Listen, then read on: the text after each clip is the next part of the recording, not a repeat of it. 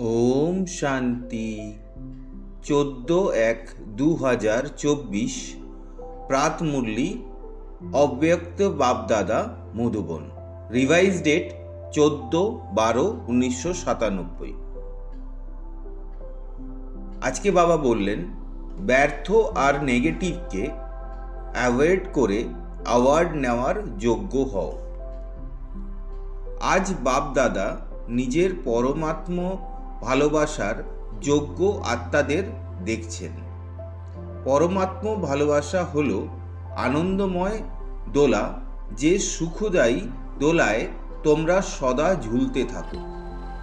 পরমাত্ম ভালোবাসা অনেক জন্মের দুঃখকে 1 সেকেন্ডে সমাপ্ত করে দেয়।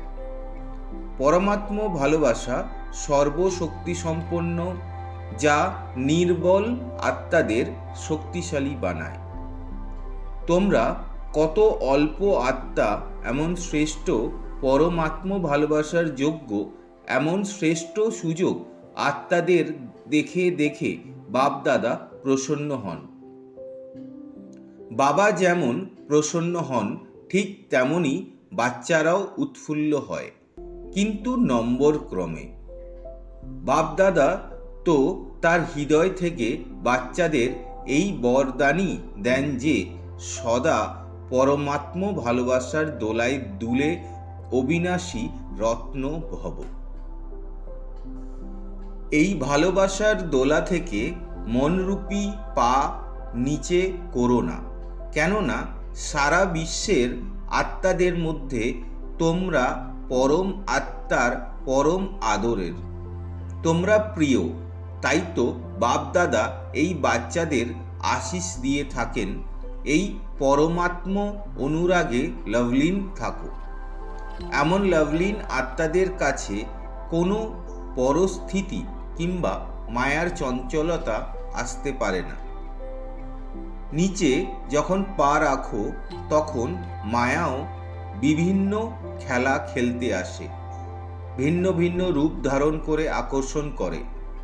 লভলীন আত্মাদের সর্বশক্তির সামনে মায়া চোখ তুলেও তাকাতে পারে না। তোমাদের তৃতীয় নয়ন, জ্বালামুখী নয়ন, মায়াকে শক্তিহীন করে দেয়। সুতরাং তোমরা সবাই যে বিশেষ আত্মারা রয়েছ, ব্রাহ্মণ জন্ম হওয়ার সাথে সাথেই সকলের বাপদাদা দ্বারা তৃতীয় নয়ন প্রাপ্ত হয়েছে। কিন্তু বাবা দেখেন, কখনো কখনো অনেক পরিশ্রমের পুরুষার্থ করতে করতে বাচ্চাদের তৃতীয় নয়ন ক্লান্ত হয়ে যায় এবং ক্লান্ত হওয়ার কারণে বন্ধ হয়ে যায়। মায়ারও দেখার চোখ অতি দূরদৃষ্টি সম্পন্ন, দূর থেকে দেখে নেয়। এখন তো মায়াও বুঝে গেছে যে এখন তার রাজত্ব প্রায় শেষ হয়ে এসেছে। সেই জন্য মায়াতে ঘাবড়ে যেও না, খুশির সাথে সর্বশক্তির আধারে তাকে বিদায় দাও। আসার চান্স দিও না, বিদায় দাও। সেও ব্রাহ্মণ আত্মাদেরকে, শ্রেষ্ঠ আত্মাদেরকে আঘাত করতে করতে ক্লান্ত হয়ে গেছে। তোমরা নিজেরা দুর্বলতার কারণে মায়াকে আহ্বান জানাও, তাই তো সেও চান্স নেয়। এখন শক্তিহীন হয়ে গেছে। তোমাদের সকলের অনুভব কি বলে? এখন মায়ার মধ্যে আগেকার মতো শক্তি আছে? তার মধ্যে শক্তি রয়েছে নাকি তোমরা শক্তিশালী? সে তো ট্রায়াল করবে, কেননা তোমরাই তাকে আমন্ত্রণ করো। তাহলে সে কেন চান্স দেবে না? কেন শক্তিহীন হও? বাবার এটা কোয়েশ্চেন যে তোমরা মাস্টার সর্বশক্তিমান নাকি না? সবাই মাস্টার সর্বশক্তিমান, কখনো কখনো সর্বশক্তিমান হও নাকি সদা সর্বশক্তিমান? কি তোমরা সদা শক্তিশালী? তাহলে মায়াকে বলবে কি এখন যাও? তোমরা তাকে ডেকো না। বাবা মায়াকে বলেন এখন সমাপ্ত করো। তো মায়া বলে যে আমাকে আহ্বান করে। তাহলে বাবা কি করবেন? যদি কোনো ধরনের দুর্বলতা হতে পারে, তো যদি কোনো ধরনের দুর্বলতা হতে পারে তা মনে বা বচনে অথবা সম্বন্ধ সম্পর্কে আসে, তবে বুঝবে মায়াকে আমন্ত্রণ জানিয়েছ। আমন্ত্রণের ভাইব্রেশন খুব তাড়াতাড়ি তার কাছেও পৌঁছায়। এখানে মহা উৎসব তো খুব ভালো করে উদযাপন করছো, কিন্তু উৎসাহ যেন সদা থাকে, সেই জন্য উৎসব পালন করছো। এই বছর অনেক উৎসব পালন করেছো, তাই না? এই গ্রুপে ঈশ্বরীয় সেবার আদিরত্ন ভ্রাতাদের সম্মান সমারোহ তথা টিচার্স ভগিনীদের সিলভার জুবলির কার্যক্রম রাখা হয়েছে। সব গ্রুপের মধ্যে উৎসব পালন করছে, তাই তো বাবা মনে করেন যে এই বছর উৎসব উদযাপন করা অর্থাৎ মায়াকে বিদায় দেওয়া। এমন নয় যে গোল্ডেন ওড়না পরে বসে গেলে, গোল্ডেন ওড়না মানে গোল্ডেন এজেড হওয়া। দৃশ্য তো খুব ভাল লাগে, কিন্তু সদা গোল্ডেন স্থিতির ওড়না কিংবা উত্তরীয় যেন পরা থাকে। এমন নয় উত্তরীয় নামলে উৎসব সম্পূর্ণ হলো আর যেমন ছিলে তেমন থেকে গেলে। এই ফাংশন উৎসাহ দেওয়ার। সুতরাং যারা উৎসব উদযাপন করেছে কিংবা যারা উদযাপন করতে এসেছে তারা হাত তোলো। বাপদাদা খুশি, অবশ্যই উদযাপন করো, কিন্তু উদযাপন করা অর্থাৎ অনুরূপ তৈরি হওয়া এবং তৈরি করা। উৎসব পালনের সময় নিজেকে নিজে আন্ডারলাইন করো, সদা স্মরণ আর সেবার উৎসাহে থাকা আমি আত্মা। বাপদাদারও দৃশ্য ভালো লাগে, তাই তো এই বছর বাপদাদা মায়াকে বিদায় দেওয়ার বছর হিসেবে উদযাপন করতে চান।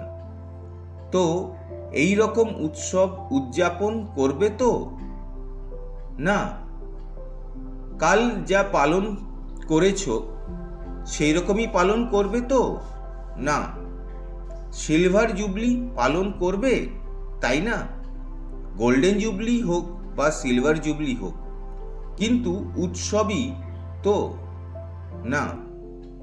এমন ভেবো না যে আমরা তো সিলভার জুবলি, যারা প্রথম তারা আগে গোল্ডেন হবে, পরে আমরা হব, এই রকম ভেবো না। আর কেউ যদি নাও পালন করে থাকো, তারাও এই রকম ভেবো না যে যারা উৎসব পালন করে বাপদাদা তাদের জন্য বলছেন। বাবা সবার জন্য বলছেন। ব্রাহ্মণ জীবনের উৎসব উদযাপন করেছ তো না? ব্রাহ্মণ তো সবাই হয়েছে, নাকি এখনো ব্রাহ্মণ তৈরি হচ্ছ? তৈরি হয়ে গেছো। সুতরাং ব্রাহ্মণ জন্মের উৎসব উদযাপন করা আত্মা অর্থাৎ সদা উৎসাহ থাকা এবং অন্যদের উৎসাহিত করা, এটাই ব্রাহ্মণের অকুপেশন। ওই ব্রাহ্মণের তো মুখ দ্বারা গাথা বলে, তোমরা ব্রাহ্মণের মুখ দ্বারা বললেও তা উৎসাহ দেওয়ার জন্য বলে থাকো। যেমন আত্মা হতে পারে তোমাদের বিরোহী আত্মা। সুতরাং ব্রাহ্মণ জন্মের উৎসব উদযাপন করা আত্মা অর্থাৎ সদা উৎসাহে থাকা এবং অন্যদেরও উৎসাহিত করা, এটাই ব্রাহ্মণের অকুপেশন। ওই ব্রাহ্মণেরা তো মুখ দ্বারা গাথা বলে, তোমরা ব্রাহ্মণেরা মুখ দ্বারা বললেও তা উৎসাহ দেওয়ার জন্য বলে থাকো। যেমনই আত্মা হোক, হতে পারে তোমাদের বিরোধী আত্মা, কেননা হিসেব নিকাশও এখানেই চুকোতে হবে। কিন্তু আত্মা যেমনই হোক, ব্রাহ্মণের কাজ হলো উৎসাহ ভরা কাহিনী শোনানো, উৎসাহিত হওয়ার বিষয় বলা। তারা যদি কাঁদে, তোমরা উৎসাহে তাদের নাচাও। যখন হৃদয়ে কোনো উৎসাহ থাকে তখন কি হয়? পা নাচতে শুরু করে। যেমন এই ফাংশন উদযাপন করো তো লাস্টে কি করো? সবাই ডান্স করো, করো তো না? এটা তো পায়ের ডান্স। ব্রাহ্মণ আত্মা উৎসাহ দেওয়ার আর উৎসাহে থাকা ব্যতীত থাকতে পারে না। উৎসাহ নষ্ট করে দেওয়ার মতো বিষয়ও থাকে আর থাকবেও।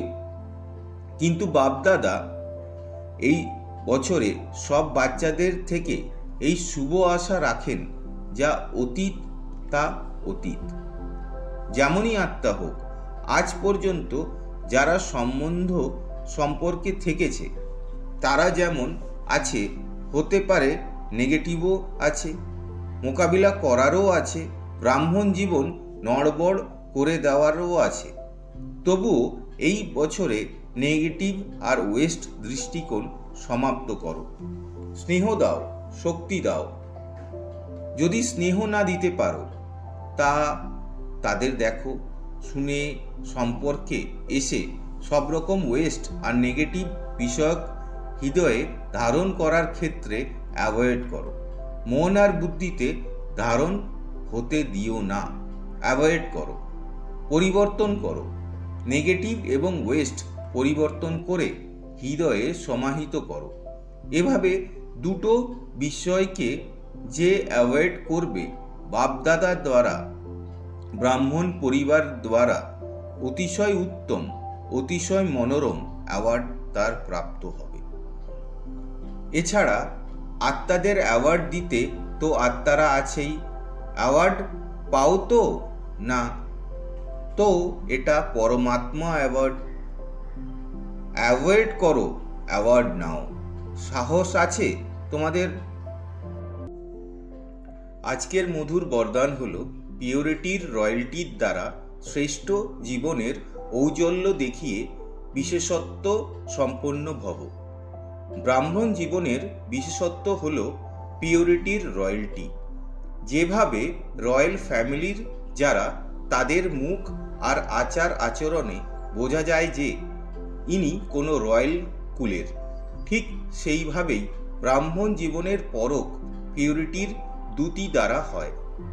পিওরিটির ঔজ্জ্বল্যতার আচার ব্যবহার আর মুখে তখনই প্রত্যয়মান হবে যখন সংকল্পেও অপবিত্রতার লেশমাত্র চিহ্ন থাকবে না। পবিত্রতা শুধু ব্রহ্মচর্য ব্রত নয়, বরং কোনো বিকার অর্থাৎ অশুদ্ধির প্রভাব থাকবে না। তখনই বলা যাবে বিশেষত্ব সম্পন্ন ব্রাহ্মণ আত্মা। আজকের স্লোগান, যে স্ব এর দর্শন করে সেই সদা প্রসন্নচিত্ত সর্বপ্রাপ্তির অধিকারী থাকে। শুক্রিয়া বাবা। ওম শান্তি।